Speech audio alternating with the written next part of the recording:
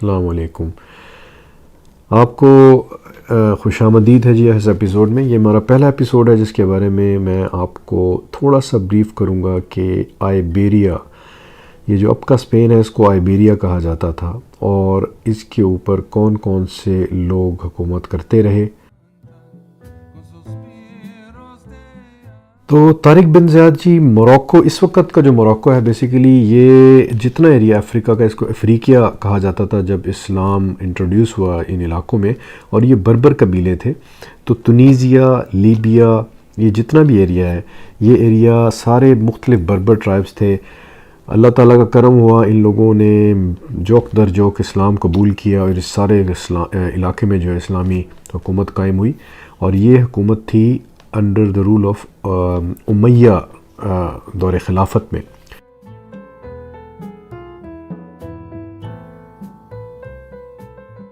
تاریخی لٹریچر جی ہمیں بتاتا ہے کہ اس سارے خطے میں تقریباً حضرت عیسیٰ علیہ السلام کے آمد سے 200 سال پہلے، یعنی 200 BC بیفور کرائسٹ جس کو بولتے ہیں، سے لے کے ان کی پیدائش تک، اور اس کے بعد کی صدی میں بھی جو رومنز ہیں ان کی موجودگی تھی اس علاقے میں. جیسا کہ آپ اس میپ میں دیکھ سکتے ہیں کہ جو یہ آپ کو ریڈ کلر میں جو نظر آ رہا ہے، یہ ویسٹرن رومن امپائر ہے، جس پہ کہ سارے یورپ کے countries, eastern Europe, western Europe, part of England, اور جو پرپل میں ہے یہ ایسٹرن رومن امپائر تھی. 300 صدی عیسوی میں جی اس وقت رومن امپائر اپنے پیک پر تھی، جیسا کہ اس میپ میں آپ دیکھ رہے ہیں، یہ اس کا پیک تھا.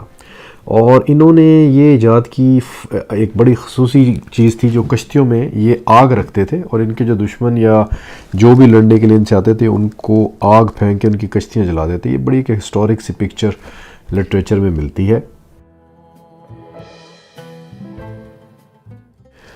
اس پکچر میں جی آپ دیکھ سکتے ہیں کہ یہ ریور ڈنوب اور ریور رائن، دو میں آپ کو یہ پکچرز دکھاؤں گا، جس میں کہ ویسٹ میں جرمینک ٹرائبز تھے جو اس وقت کا جرمنی کا، پولینڈ کا علاقہ ہے.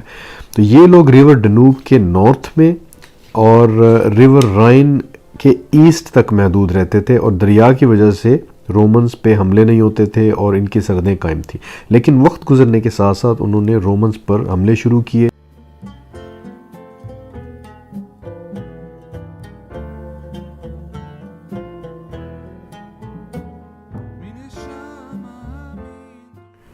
اس میپ میں ہم دیکھ سکتے ہیں کہ مختلف کلرز میں جو ان ٹرائبز کی موومنٹ بتائی گئی، کس طرح سے انہوں نے انویٹ کر کر رومنز کو مجبور کر دیا کہ وہ صرف ایسٹرن سائڈ پر محدود ہو جائیں.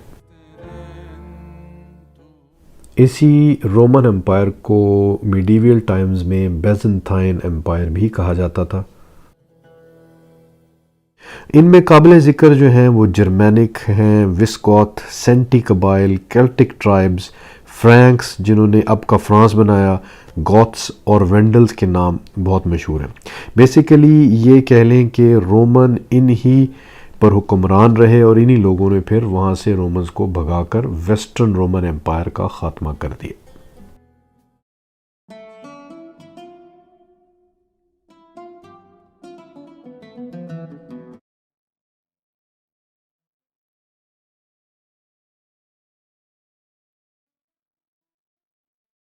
دوستو بزرگوں، یہ ہے وہ حجاز کی پاک سرزمین جہاں پر نبی کریم صلی اللہ علیہ وسلم کو آخر الزماں، آخری نبی بنا کر بھیجا جاتا ہے. 40 سال کی عمر میں آپ کو نبوت ملتی ہے، اور 632 عیسوی میں آپ دنیا سے پردہ فرما جاتے ہیں. اس دوران تمام جزیرہ نما عرب پر آپ صلی اللہ علیہ وسلم کی موجودگی میں، آپ کی زندگی میں دین اسلام اپنے جھنڈے گاڑ دیتا ہے. اس نقشے میں جو سرخ کلر میں جو رنگ نظر آ رہا ہے، یہ وہ فتوحات ہیں جو 3 خلفائے راشدین کے دور میں ہوئی. تو اس طرح سے پورے جزیرہ نما عرب میں، مڈل ایسٹ میں، افریقہ کے کچھ علاقوں میں، اور دوسری جانب ایران کی جو سسنیڈ امپائر تھی، وہاں تک اسلام پہنچ جاتا ہے.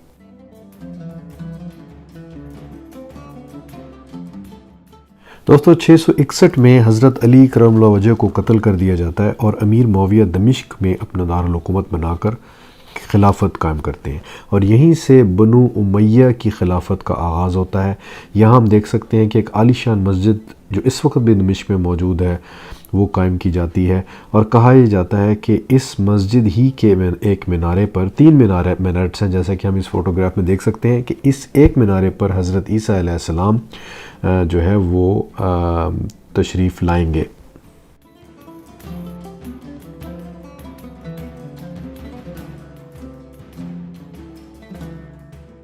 اس نقشے میں بنو امیہ کی ٹوٹل حکومت کو گرین کلر میں دکھایا گیا ہے۔ بنو امیہ کا آغاز عبد الشمس امیہ حرب اور پھر ابو سفیان 653 AD اور ان کے بیٹے حضرت ابو سفیان کے تھے امیر معاویہ، اور پھر سب لوگ ہی جانتے ہیں اس بدبخت کو جس کا نام تھا یزید۔ اس نقشے میں جو یلو کلر میں آپ کو پورشنز نظر آ رہے ہیں ایران کی طرف اور افریقہ کی طرف، یہ وہ علاقے ہیں جو بنو امیہ کے دور میں مسلمانوں کی فتوحات ہوئیں، اور جس میں کہ اس وقت کے اسپین کا علاقہ بھی شامل ہے۔ بڑی قابل دید بات ہے جی، اس بلیک سرکل میں ہم دیکھ سکتے ہیں یہ وہ بچی کچی رومن امپائر ہے جو امیہ دور میں باقی بچتی ہے، اور پورا ویسٹ تو پہلے ہی چلا گیا تھا، اور ایسٹرن رومن امپائر کا خاتمہ بھی امیہ دور میں ہو جاتا ہے۔